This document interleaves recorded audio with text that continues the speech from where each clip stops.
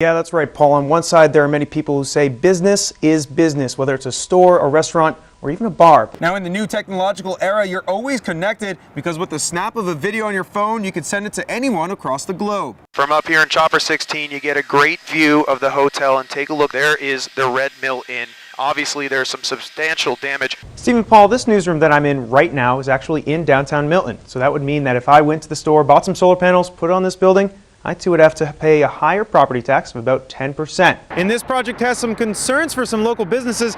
This marks the Olds line for this property, Burns Pet Shop, many feet away. This here is the new property line. Yeah, Alice, as you said, I'm right here on Route 26 at one of the areas where that construction is going to be happening. And take a look behind me. You know, Aisha, it really did not feel like November out there, but what I'm hearing is that the next 3 days it'll start to look a little bit colder. And Mike Lichniak will have a little more in just a bit. Take a look at Ocean City out there. That's beautiful. Could a brew pub be on the way? That's the question that has many people talking in Dewey Beach.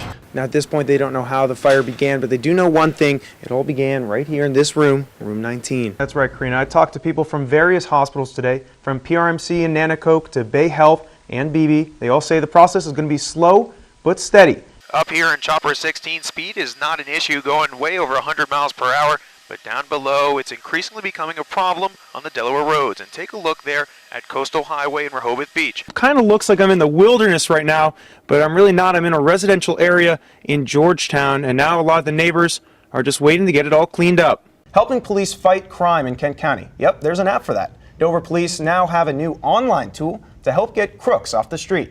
Yeah, that's right. I'm here in Georgetown outside of Troop 4 of the Delaware State Police, and inside that building is where they are holding the driver in custody. It's truly amazing when you connect the dots between the past and the present. Steve and Karina, I'm here on the side of the road of Route 13 in Fruitland. Let me give you the takeaway. It is cold and it is wet. That's right, and for as long as he can remember, he's always wanted to be a police officer.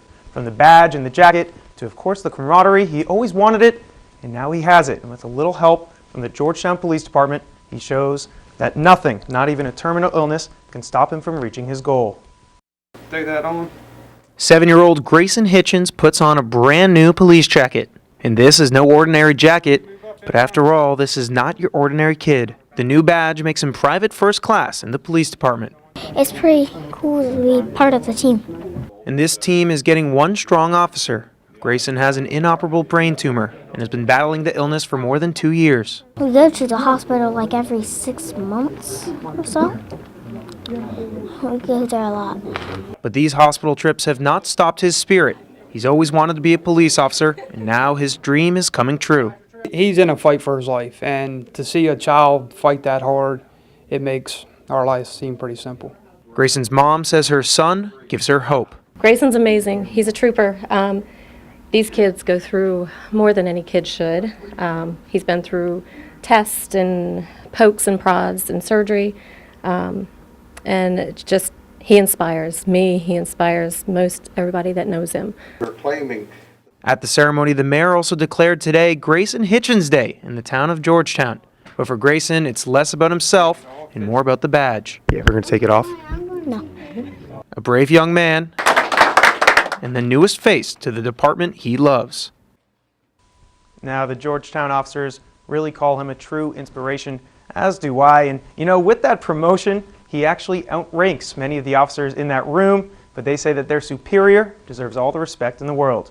Reporting live from the newsroom, Evan Kozloff, WBOC News, back to you. Steve and Karina, the Lord Baltimore Elementary School is a blue ribbon school and is often considered one of the best elementary schools in the entire county. And parents say that they've always felt confident sending their kids to this school, and they say they still do. However, now they want to find some answers.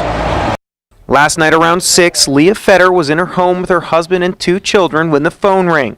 And this is what her husband heard. Good evening. This is Superintendent Susan Bunting with an important message for Lord Baltimore Elementary School parents. He continued to tell them their principal and vice principal would no longer be working at the school. He came and got me immediately and said, I just got the weirdest phone call from school. And I said, what? And he said that immediately that the principal and vice principal would be replaced. And I was in shock.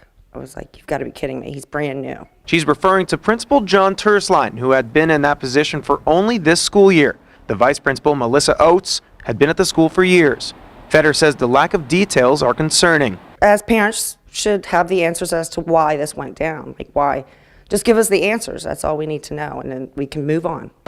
WBOC talked to Superintendent Susan Bunting, who said it's a personnel issue, and so it cannot be discussed publicly. However, she has assured to parents in a statement that, quote, these changes are not the result of any criminal activity or issues involving the safety and welfare of the children. And parent Melissa Humiston says that this is all that matters. As long as it doesn't affect my daughter, I don't care. The school district is now looking to replace the administrators in Sussex County.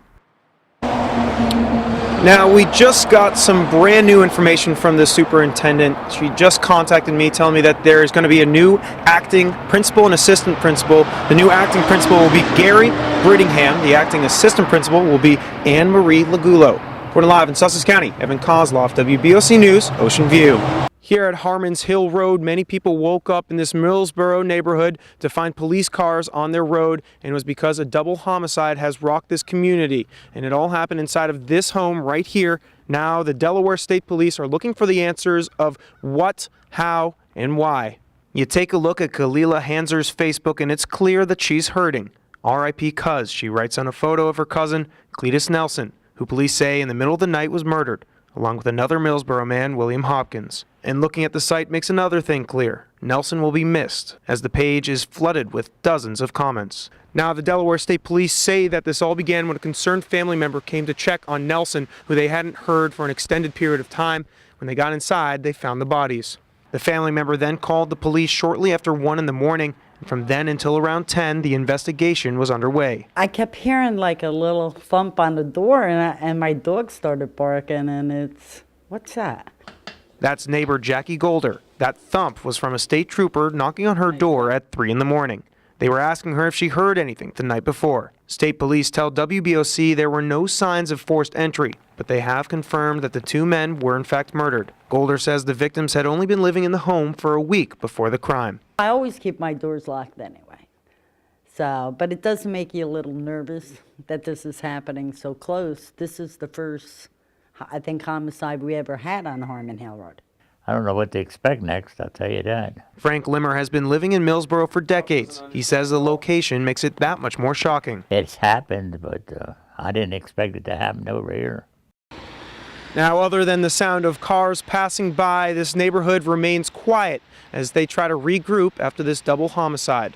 Reporting in Sussex County, Evan Kozloff, WBOC News in Millsboro.